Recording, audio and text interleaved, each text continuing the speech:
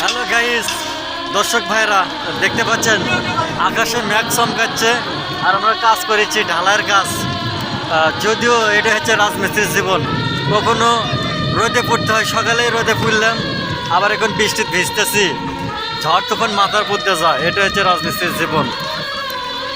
এই দেখতে পাচ্ছেন আমার ভাইস্তাও থেমে নেই, সেও কাজের সাথে সম্পর্ক, মাথায় কাগজ দিয়েছে আর ওই যে ওয়ালের পর দেখেন ওরা ঢালাই দিচ্ছে।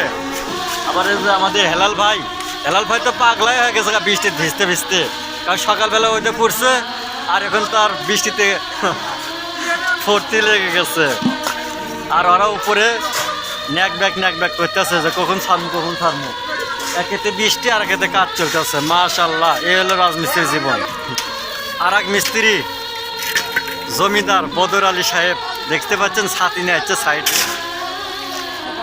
আর ওই যে দেখতে পাচ্ছেন ওখানে প্লাস্টার হয়েছে, কাগজ দেওয়া হয়েছে, কারণ বৃষ্টিতে প্লাস্টার দিলে কোনো ক্ষতি না হয়, না পায় কাগজ দিয়েছি। সবাই ভালো থাকবেন, সুস্থ থাকবেন, আর ভিডিওটা ভালো লাগলে একটি লাইক, একটি কমেন্ট, শেয়ার করবেন। আল্লাহ হাফেজ।